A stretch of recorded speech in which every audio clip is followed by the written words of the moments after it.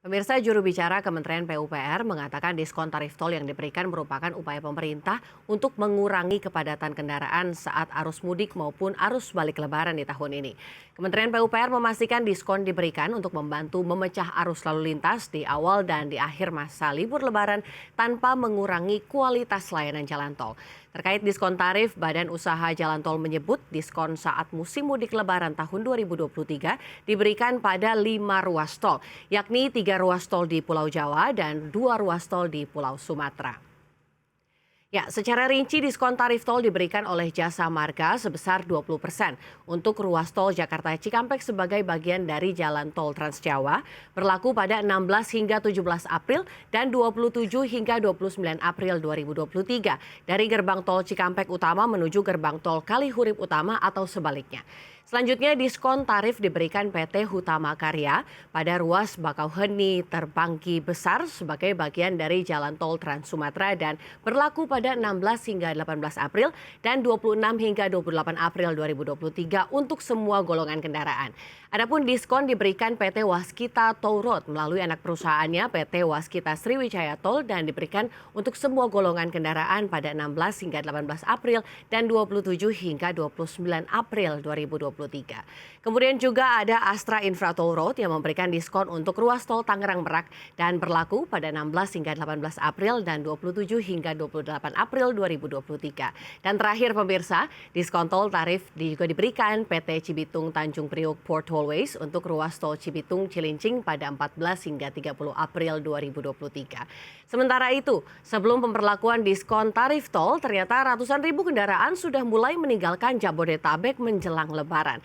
Dan data selengkapnya telah kami rangkum dalam informasi berikut ini.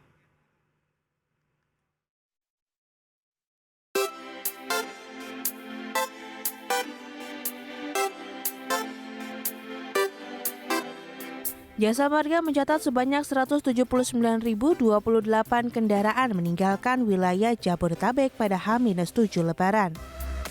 Corporate Communication and Community Development Group Head Jasa Marga, Lisha Oktaviana menyebut, total volume lalu lintas yang meninggalkan wilayah Jabodetabek ini meningkat 11,56% jika dibandingkan situasi normal. Sedangkan perbandingan dengan periode Lebaran tahun lalu, total volume lalu lintas ini naik 17,3%.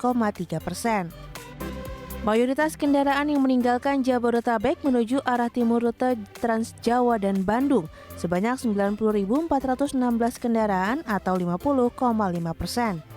Selanjutnya menuju arah barat atau Merak, sebanyak 50.882 kendaraan atau 28,4%. Dan 37.730 kendaraan atau 21,1% menuju arah selatan. Sebelumnya, Jasa Marga memprediksi jumlah kendaraan yang keluar wilayah Jabodetabek pada periode 15 hingga 30 April sebanyak 2,78 juta kendaraan. Angka prediksi ini naik 6,8% dari periode Lebaran 2022 atau pada periode pra-pandemi COVID-19. Sementara itu untuk prediksi jumlah kendaraan yang masuk ke wilayah Jabodetabek pada periode yang sama adalah sebesar 2,66 juta kendaraan. Angka ini juga naik 3,7% dari periode Lebaran 2022 atau naik 14% dari periode Lebaran 2019. Dari Jakarta, Tim Liputan, IDX Channel.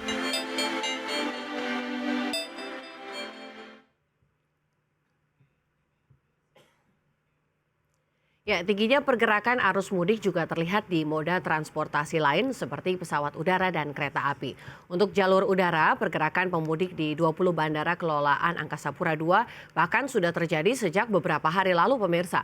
Tercatat pada H-10 hingga H-7 Lebaran, jumlah penumpang di bandara kelolaan Angkasa Pura II mencapai 810.000 orang atau 26% naik dibandingkan periode yang sama di tahun 2022.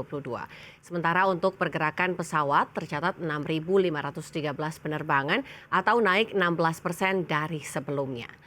Ya, sementara itu untuk moda kereta api, pemirsa, pemudik terlihat sudah mulai memadati stasiun-stasiun pada H-6 Lebaran, terutama di daerah operasional 1 Jakarta, Daop 6 Yogyakarta, daerah operasional 8 Surabaya. Sebagai contoh di Daop 1, pemirsa, total ada 37.900 pemudik yang meninggalkan Jakarta, di mana secara kumulatif jumlah penumpang selama 14 hingga 16 April 2023 di Stasiun Gambir dan Pasar Senen sebanyak 112.610 orang. Adapun dari sisi tiket, hingga Minggu pagi 16 April, tiket kereta api jarak jauh yang telah terjual untuk keberangkatan di masa angkutan Lebaran adalah 2,17 juta tiket. Jumlah tersebut setara dengan 71% dari total keseluruhan tiket kereta api jarak jauh yang disediakan. Dan sementara itu terkait mulai padatnya pemudik yang menggunakan kereta api dan padatnya lalu lintas jelang Lebaran, PT KAI menghimbau seluruh pemudik agar mengalokasikan waktu yang cukup saat menuju ke stasiun keberangkatan. Hal ini perlu dilakukan pemirsa agar para pemudik tidak tertinggal kereta. Sementara itu tidak hanya mengatur waktu keberangkatan, sejumlah hal lainnya pun perlu diperhatikan agar mudik aman dan nyaman. Apa saja hal-hal tersebut? Berikut informasinya untuk Anda.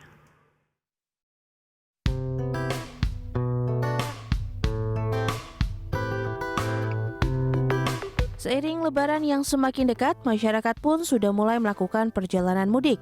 Hal ini terlihat dari data Kementerian Perhubungan di mana pada H-8 Lebaran 2023, jumlah penumpang umum meningkat 1,93% dibanding H-8 Lebaran 2022.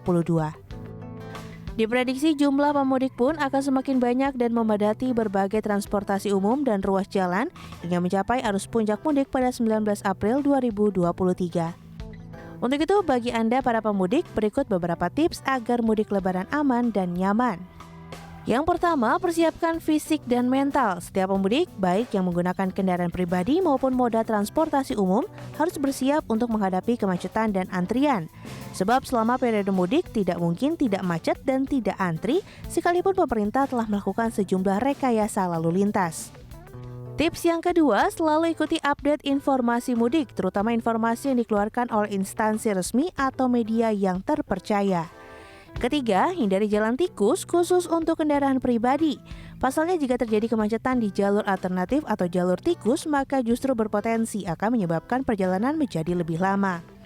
Tips selanjutnya, khusus pemudik yang menggunakan kendaraan roda 2 sebaiknya menghindari membawa keluarga lantaran lebih rentan kecelakaan. Dan yang terakhir, pemudik disarankan agar tidak membawa barang terlalu banyak. Dengan melihat besarnya pergerakan kendaraan dan orang pada periode mudik Lebaran, maka mempersiapkan perjalanan mudik dengan matang adalah hal yang wajib dilakukan oleh pemudik. Demi keamanan dan kenyamanan saat mudik, sehingga bisa berkumpul dengan sanak keluarga di kampung halaman di hari Lebaran. Dari Jakarta, Tim Liputan, IDEX Channel.